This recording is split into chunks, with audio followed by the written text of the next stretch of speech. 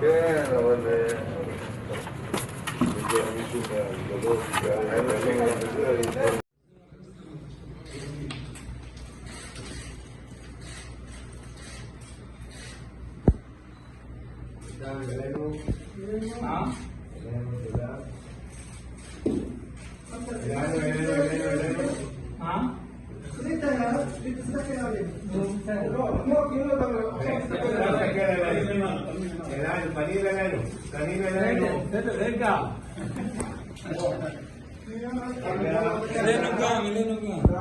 שיהיה בהצלחה.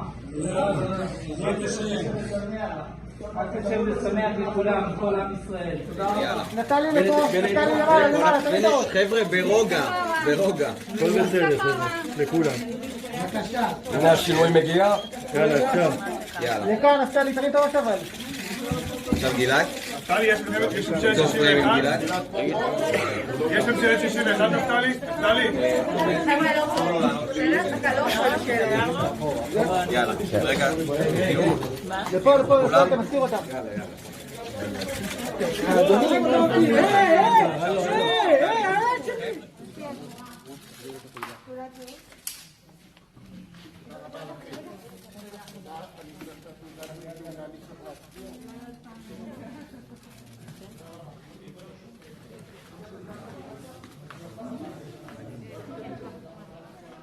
רגע, לי בא גם.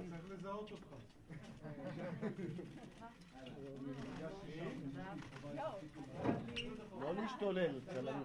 אולי לפרגוד הרחוב. לשני. יאיר, שלא תתבלבל ותצביע כחול לבן.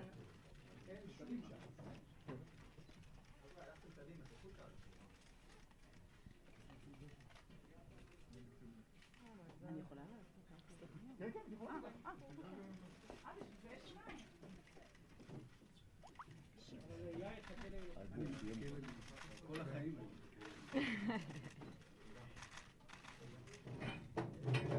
גבר. שנייה. רגע, אפשר מהצד השני? כנסו לפה. כנסו לכאן. לפה. יש. גם אלינו? לפה. להסתובב בינינו, שוב. להסתובב לפה שנייה. לפה, יש. סליחה, אתה צודק. יאיר לפיד, איך התחושות היום? רגע. אנחנו נעשה את זה בחוץ, לא בתוך הקלפי. זהו. תודה רבה לכולם. תודה רבה. 1, 2, 3.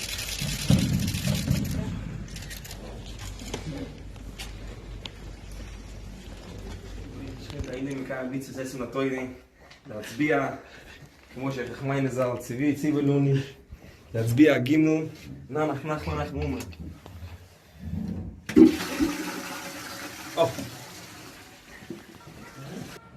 is coming to an end.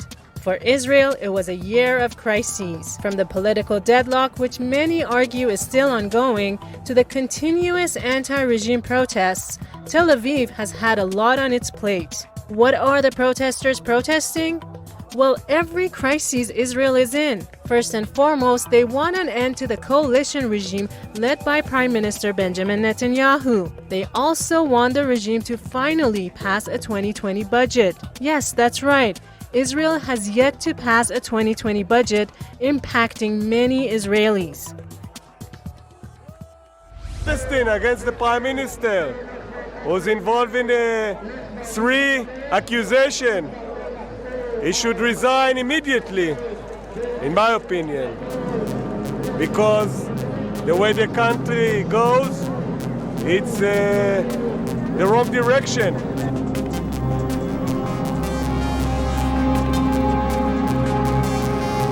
The Lated NGO group says this is impacting many Israelis. The group says that over 20% of Israelis are living in poverty, and hundreds of thousands of children don't have meals to eat at home. That was in 2019. According to Israel's Lated, that number shot up about 50% this year.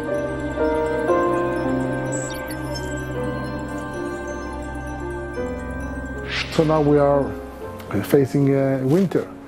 And I personally know people who sometimes sit at home with 3 blankets because they're afraid to turn on the heating because they're concerned that they won't have enough money to pay electricity, for example. So when you see in the society elderly people or children who live in severe food insecurity and poverty, you understand that this is not the right way, and we must morally and ethically and humanly, in terms of human and humanitarian approach, to take care of these vulnerable populations.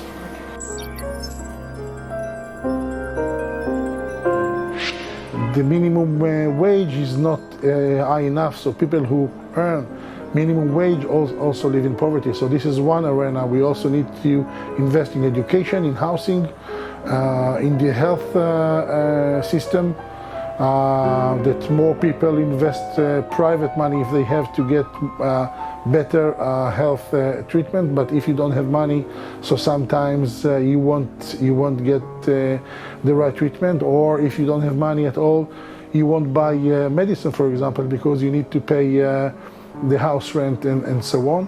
So some examples is, for example, to increase the minimum wage and also the allocations that the government give to families with children or to elderly people. I'll give you an example. If you're an elderly people in Israel and you don't have pension, and you relate only on the government allocation, you will live in a poor situation. You will be poor. So this is something that we must change, because elderly people cannot go to work. And if they rely only on the governmental aid, it must make them live in dignity.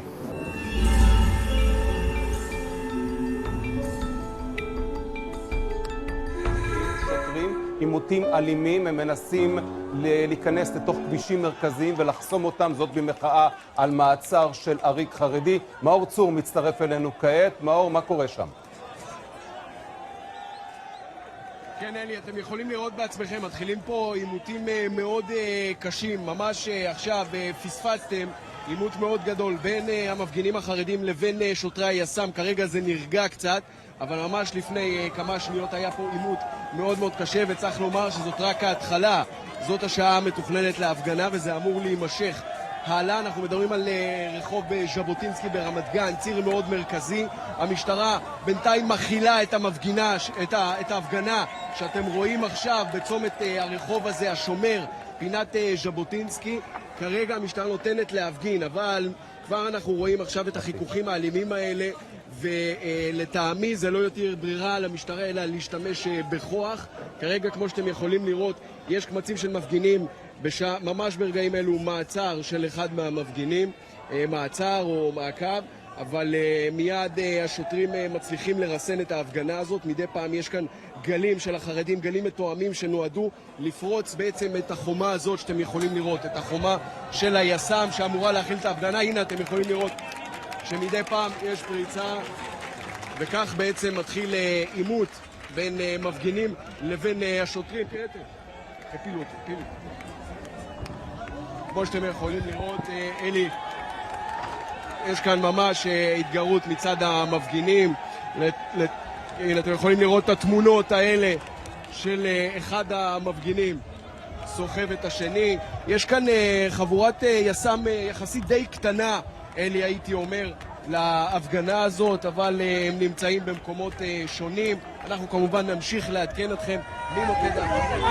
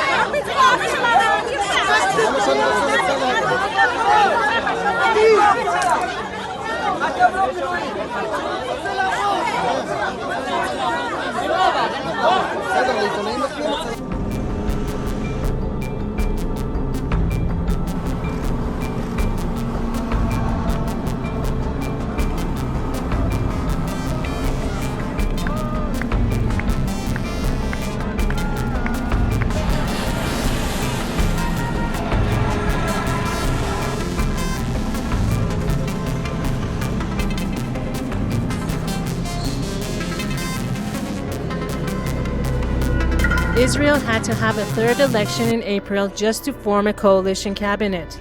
Even then, Israel was going for a fourth election. The political deadlock in Israel is taking its toll on the economy, policies, and society, as the current caretaker cabinet is limited in its ability to enact concrete policies.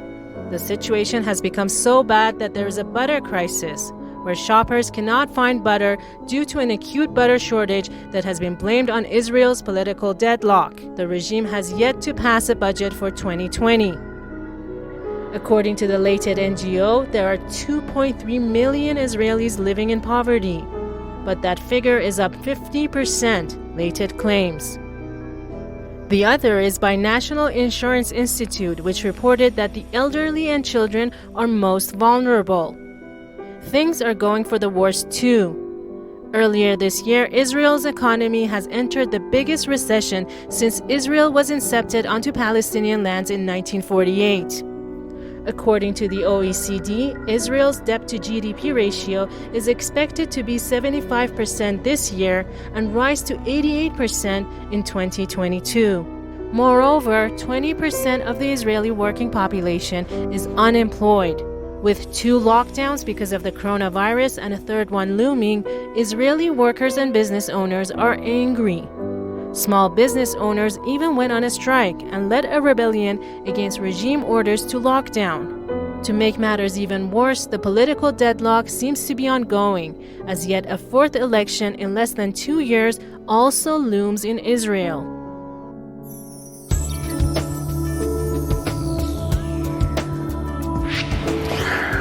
The problem is that many budgets, particularly for old people, for children who need help in terms of development or things of the sort, so these budgets that normally would be extended or added, these budgets are basically frozen. So as a result, you can see quite a few programs that are frozen and population that do not receive the social conditions that they were expecting to get. Many people vote for parties that they are not really excited about, only because they want to maintain the government or replace the government, even though they do it out of desperation, because they see that there's no significant leadership in the future. Netanyahu, who was very effective in the beginning, over the time he became exhausted. And the Netanyahu that we have today is exhausted, is not effective. All he does is cling to his political situation and fight the legal system that is working against him. So many people are really frustrated because the current government is not effective and the alternative is not serious. So we really feel that we are living in a vacuum.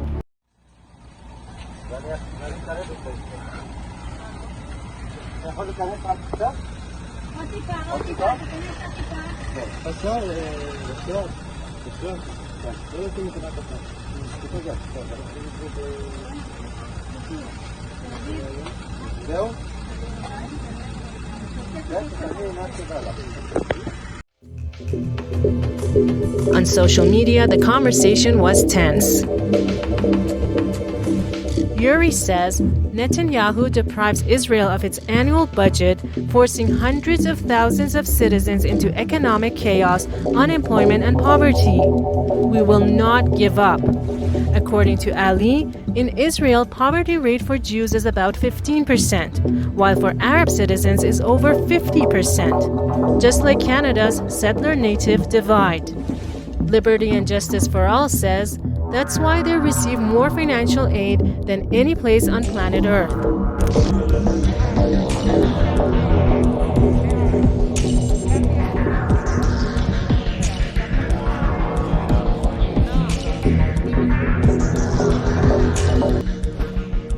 אני מוכרח לומר שלצערי הרב לא עלה בידינו כולנו למצוא מספיק מן המשותף כדי להימנע מסבב בחירות נוסף וכדי לאפשר לכנסת ה-23 ולחבריה לממש במלואו את המנדט שניתן לנו.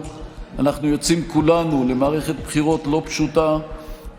אני קורא מכאן לכל אחת ואחד מאיתנו ולכל אחת ואחד מאזרחי ישראל להימנע מלהחריף את המתחים ולעשות כל שניתן כדי שמערכת הבחירות תתנהל ותסתיים באופן מסודר וללא גילויי אלימות.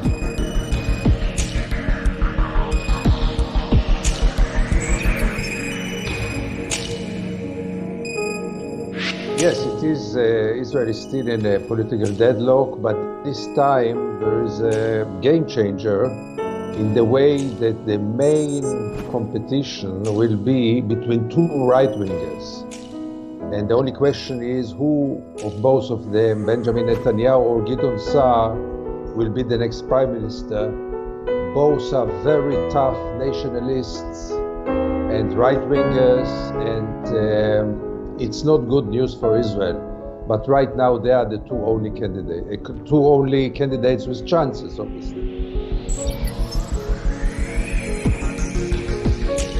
It was not a possible government. I mean, it was a big government with very little agreements, and above all, the personal things were the main issue, mainly the charges against the Prime Minister. And you cannot run a country, especially not in times of Corona, you cannot run a country with such a government. I mean, it was very clear that this government cannot function.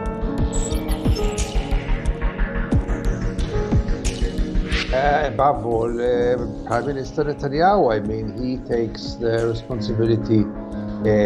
In the last years, it's not really governments because Netanyahu does whatever he wants.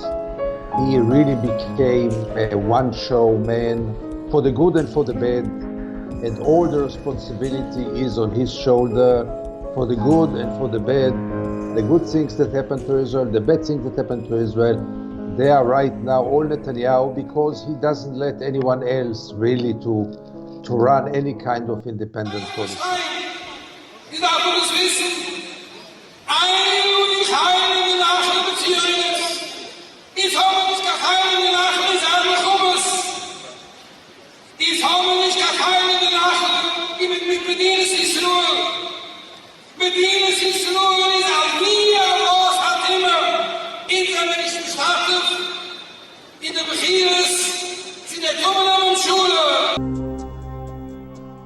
One of the pivotal moments in Israel was the so-called deal of the century.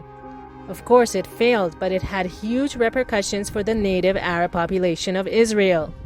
The so-called deal of the century will only impact the indigenous Arab population in Israel. The so-called deal would have made hundreds of thousands of them lose their citizenships and would change the status of their communities. It would make their neighborhoods a Palestinian enclave, cut off from the neighboring occupied West Bank by an Israeli barrier known as the Apartheid Wall. The so-called deal would put over 300,000 of them at risk of being transferred out of their ancestral home of pre-1948 occupied Palestine. So far, this won't happen, but it's not a new plot. Israel has been working on this since 1948. The population has been vocal this year over that and Israel's discriminatory and apartheid tactics against them. They believe that Israel wants them out. At least according to the debt deal of the century, Israel wanted to isolate them, to make them apart from the occupied territories. The population represents over 20% of Israel, and Tel Aviv feels threatened by them.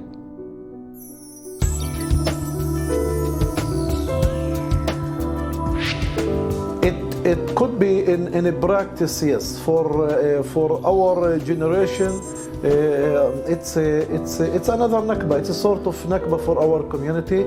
First of all, we have extended the lands all over the country and not just in our residential areas. So as part of the Palestinian people, we have extended historical rights that we are demanding.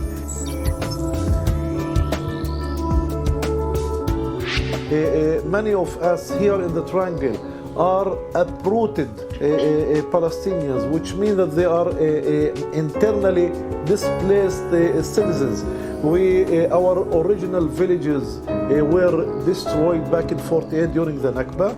We are still demanding, and we will continue to demand returning to our destroyed villages like Lajon and Zinat and El Kafrin. And this demand basically will be impossible if they implement this transfer. So maybe the idea is not to uproot us from our homes, but it's definitely to uproot us from our historical lands and to deny our right in these lands. So for us, this is an important issue.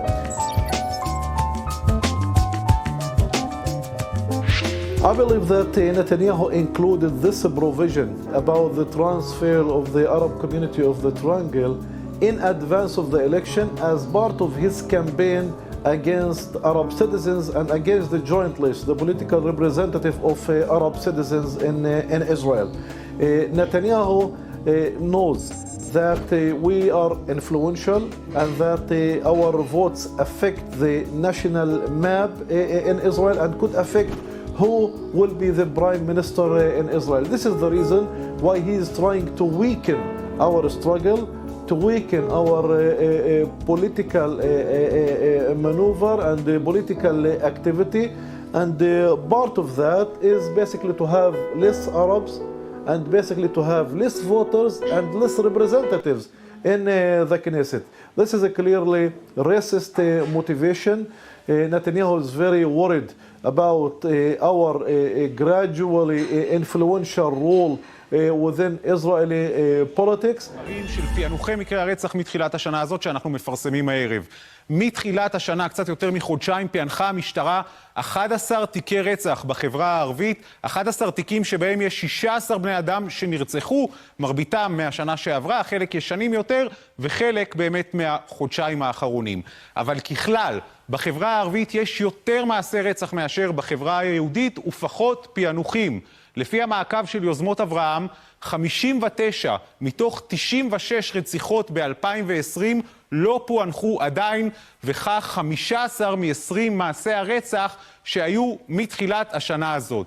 וכמו שאמרנו, בכלל מספר הרציחות בחברה הערבית עולה מדי שנה, והשיעור שלו גבוה יותר מאשר הרציחות בחברה היהודית. בואו נראה את המספרים. ב-2018 71 נרצחים, ב-2019 89, ב-2020 מיד יהיה לנו כאן את המספרים, 96 נרצחים, וזה מתוך 130 תיקי רצח שהיו בכלל בארץ באותה השנה, וב-2021, כמו שאמרנו, 20 נרצחים בסך הכל קצת יותר מחודשיים. ובהמשך לרצח אתמול בג'לג'וליה, בואו נשים לב לעוד נתון חשוב, הגיל הצעיר של הנרצחים במגזר הערבי. מתוך 20 נרצחים השנה, 10 היו בני פחות מ-30, ו3 נוספים בני פחות מ-20, אחד מהם מוחמד אדס שנרצח אתמול. בשנה שעברה 7 קטינים נרצחו. ובכלל, כשאנחנו מדברים על הפשע בחברה הערבית, אז כמו אצל המבוגרים, גם אצל הקטינים הערבים יש יותר פשע.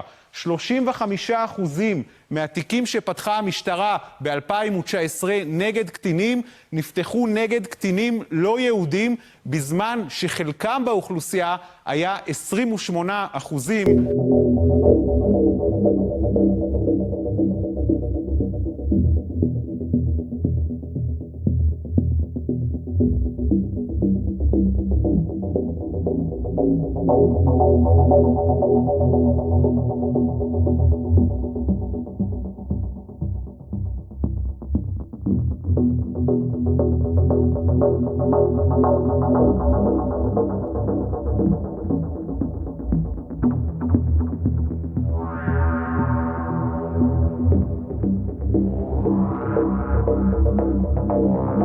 משטרת ישראל פענחה את תיק חקירת אירוע מותה של אינתיסאר אל-עיסאווי. אשר נפגעה מירי בחודש מאי בחצר ביתה ברמלה. במסגרת החקירה עצרנו צעיר בן 23, תושב רמלה, שעל פי החשד הסתכסך עם בנה של אליסאווי, וביום האירוע הגיע סמוך לבית המשפחה וירה לעבר הבית. מהירי נפגעה אליסאווי ומתה בבית החולים. שכן נוסף שהיה במקום נפצע ברגלו. בעקבות מאמצים חקירתיים ומודיעיניים איתרנו את החשוד כשהוא מסתתר בבית בלוד, ולאחר חקירה ארוכה הוגש נגדו השבוע כתב אישום ובקשה למעצר עד תום ההליכים. הנה הם באו. אל תפריע. הנה העובדה.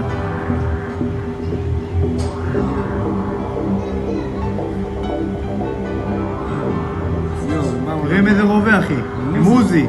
הוא בא עם עוזי, נפלה לו המחסנית. איפה עוזי?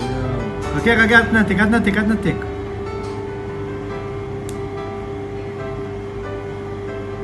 זהו? יש לה...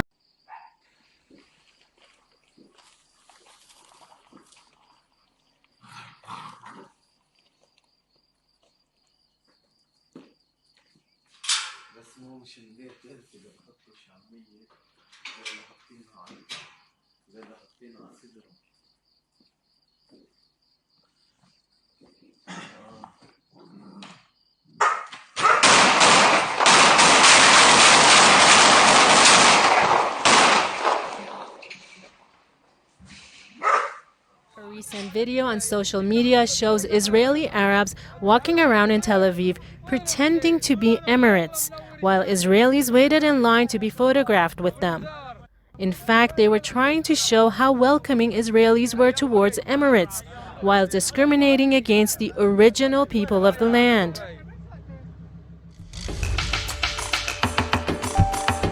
On social media, the conversation was tense. Abir says it's almost like Israelis aren't racist against Arabs.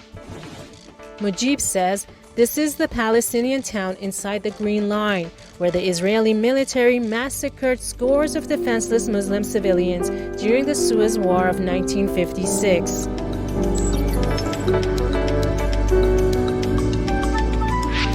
The deal of the century is there to serve Benjamin Netanyahu and Donald Trump. It is about the Jews, it's about the Israelis. It turns a blind eye to the Palestinians, to the plight, to the cause, and it is hardly a surprise that it didn't find many enthusiasts among the Palestinians. However, it was very useful in conveying the most important message to the Palestinians, that the Americans are not a negotiator, they are a side in this conflict.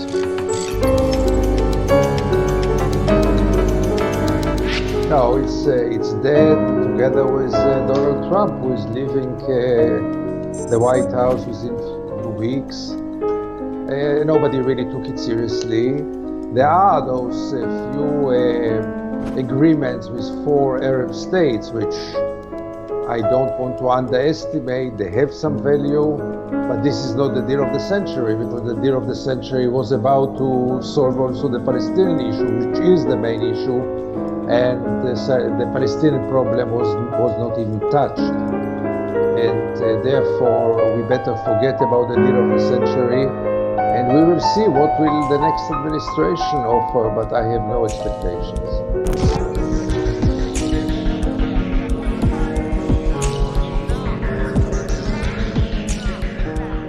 אנחנו נגד בחירות. זאת החלטה שגויה של כחול לבן. אבל אם כופים עלינו בחירות, אני מבטיח לכם שאנחנו ננצח.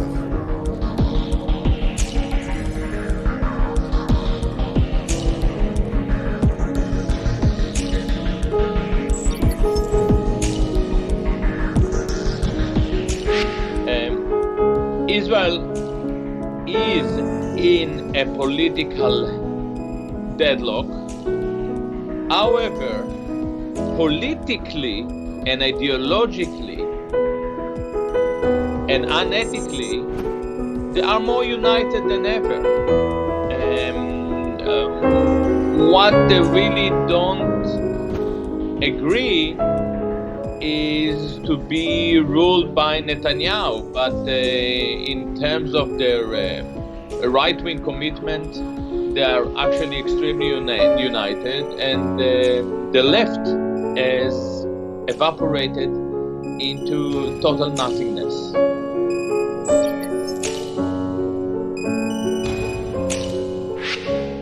Israel failed to make changes because the Israeli political system in the last few years is not there to serve the Israelis, but one, to serve oligarchs around the world, two, to save Netanyahu from the legal complications inflicted on themselves.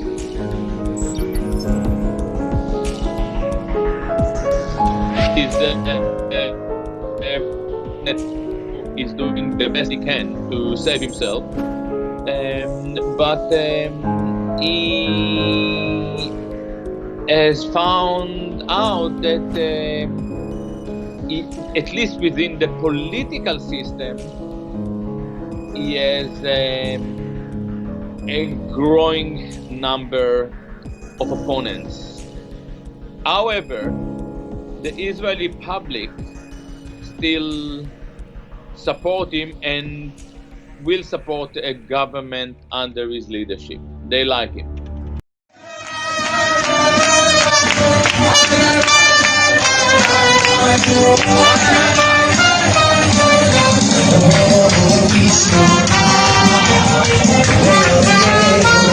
According to the report by the related nonprofit, the portion of Israeli households living in poverty rose from 20.1% to 29.3% in 2020. This while the regime in Israel continues to ignore the issue, according to Israeli media. Israelis in general believe that Netanyahu is after saving himself from jail time, as he is accused of corruption and has a pending trial. Meanwhile, protests that have been taking place every week and sometimes every day for almost a year now are growing. Some believe that Israel is on the brink of an uprising that may reshape Israel forever. For now, 2020 is ending, but the crises faced by Israelis and Israel in